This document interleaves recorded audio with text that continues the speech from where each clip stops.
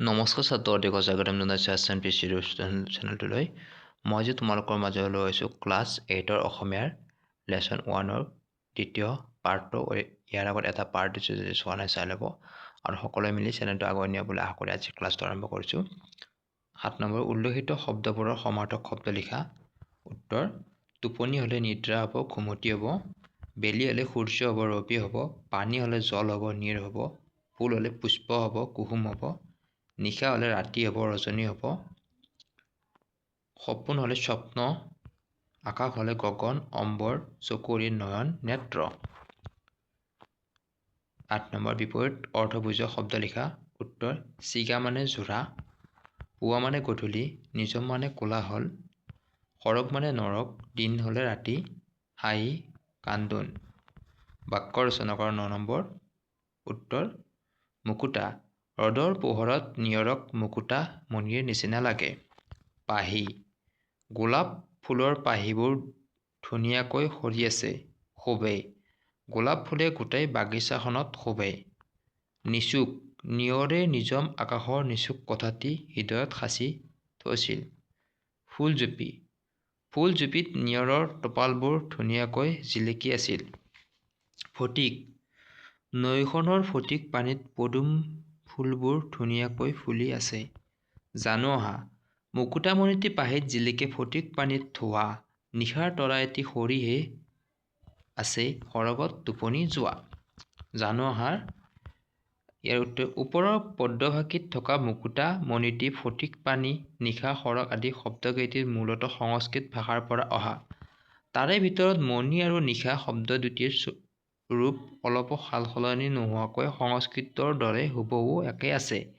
কিন্তু মুকুতা, ফটিক, তৰা, সৰগ আদি শব্দ সংস্কৃতৰ মূল ৰূপ মুক্তা, ফটিক, তৰা, স্বৰ্গ আদি শব্দবোৰৰ অলপ সলনি হৈ অসমীয়া ভাষাত ব্যৱহাৰ হৈছে। এনে ধৰণৰ অনেক সংস্কৃত শব্দ অসমীয়া ভাষাত আছে। সংস্কৃতমূলীয় শব্দবোৰক প্ৰধানকৈ তিনিটা ভাগত ভগোৱা হয়। সেই ভাগকেইটা হ'ল তৎসম, অৰ্ধতৎসম আৰু তদ্ভৱ। তৎসম: যিবোৰ সংস্কৃত শব্দ পোনে পোনে আহি অসমীয়া ভাষাত প্ৰৱেশ কৰিছে সেইবোৰক তৎসম শব্দ বোলা হয়। তৎসম শব্দৰ ৰূপ বানান এতিয়াও সংস্কৃতৰ দৰে আছে যদিও অসমীয়াত সেইবোৰৰ উচ্চাৰণ কিছু সলনি হৈছে। তৎসম শব্দৰ উদাহৰণ: সংস্কৃত ৰূপ, অসমীয়া তৎসম ৰূপ।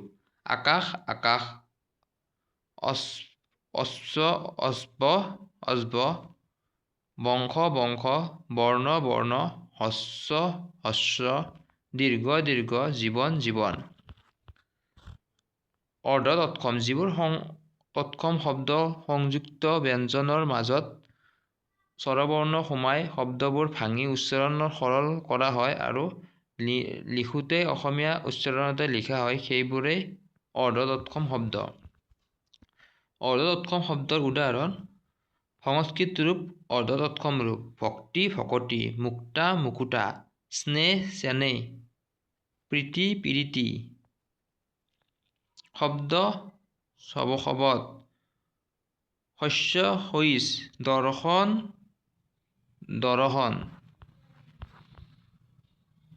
3 নম্বৰ, তদ্ভৱ: যিবোৰ সংস্কৃত শব্দ পোনে পোনে অসমীয়া ভাষাত ব্যৱহাৰ নহয় পালি, প্ৰাকৃত আদিৰ মাজেৰে ৰূপ সলনি হৈ আহি অসমীয়া ভাষাত সোমাইছে সেইবোৰক তদ্ভৱ শব্দ বুলি কোৱা হয়।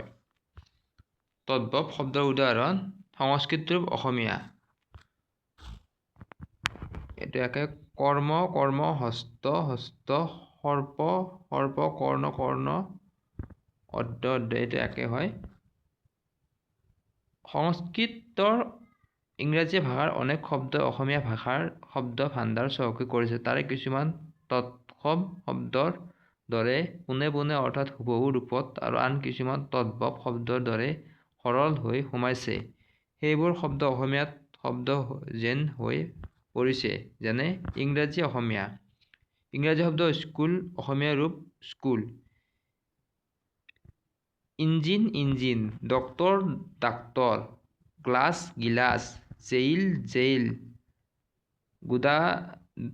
গুদাউন গুদাম, বক্স বাকচ।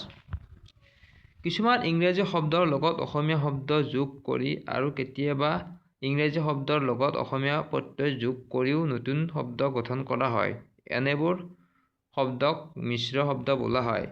উদাহৰণ: ইংৰাজী শব্দ প্লাছ অসমীয়া শব্দ অসমীয়া ৰূপ। হেড যোগ পণ্ডিত হেড পণ্ডিত, মটৰ যোগ গাড়ী মটৰ গাড়ী, ডাক্তৰ যোগ খানা ডাক্তৰখানা, ভোট যোগ অধিকাৰ ভোটাধিকাৰ। ইংৰাজী শব্দ প্লাছ অসমীয়া প্ৰত্যয় অসমীয়া ৰূপ। স্কুল যোগ দীৰ্ঘ ই স্কুলীয়া, কলেজ যোগ দীৰ্ঘ ই কলেজীয়া, মাষ্টৰ যোগ অনি মাষ্টৰণী, ডাক্তৰ যোগ অনি ডাক্তৰণী।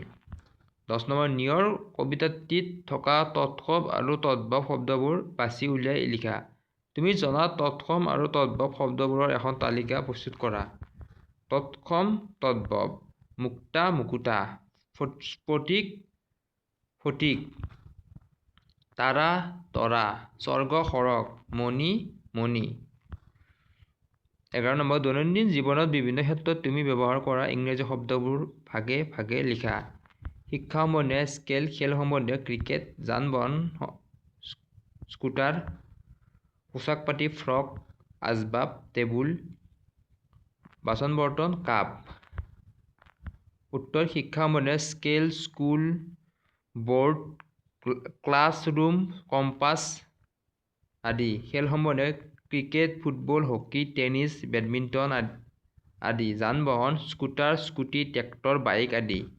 পোচাক পাতি ফ্ৰক, পেণ্ট, টি-চাৰ্ট, চাৰ্ট আদি। আচবাব টেবুল, গডৰেজ আদি। বাচন বৰ্তন কাপ, প্লেট, পেন, চচপেন। আজি ক্লাছত ইমানখিনি আছিল। নেক্সট আৰু এটা পাৰ্ট হ'ব। ইয়াৰ পিছত প্ৰথম লেচনৰ কুৱেশ্যন এনচাৰখিনি ক্লিয়াৰ হ'ব। ইয়াৰ পিছত এনেদৰে মই প্ৰতিদিনে তোমালোকক ক্লাছবোৰ দি যাম। সকলোৱে চেনেলটো আগুৱাই নিয়াবলৈ আশা কৰি ইমান ডাঙৰ কৰিছোঁ। নমস্কাৰ।